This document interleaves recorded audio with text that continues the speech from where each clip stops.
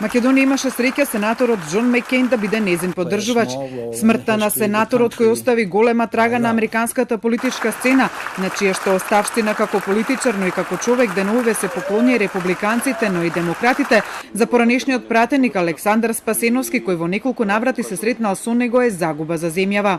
Нашата држава останува по неговата смрт посиромашна за една личност која што долги години, ако не и долги децении, покажуваше разбирање и ги поддржуваше незините надворешно политички приоритети за членство во НАТО. Спасеновски впечатокот кој го добил за Мекен било дека тој е скромна личност, но политичар со цврста решеност да ги реализира идеите кои ги застапувал. Од оваа перспектива го гледам единствено во светло на неговата силна желба, неговите силни залагања за поттикнување и промовирање на демократијата во оние држави кои што порано фигуративно денеска го кажуваме, тоа беа дел од поранешниот социјалистички, односно комунистички блок. Мекен, кој почина во саботата од рак на мозокот, беше американски херој од Виетнамската војна, но и политичар со цврсти принципи. Тој се спротивставуваше и на политиките на сопствената републиканска партија кога не се согласуваше со нив.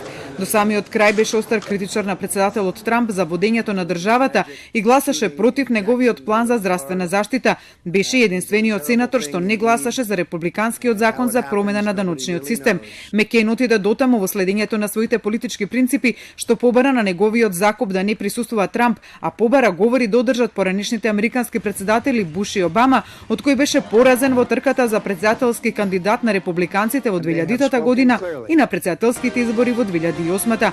Мекен, знаејќи дека му се приближува крајот, адресираше и посхумно писмо до своите сонародници американци, во кој вели дека правел грешки, но оти се надева дека неговата љубов кон Америка ќе претежне наспроти нив.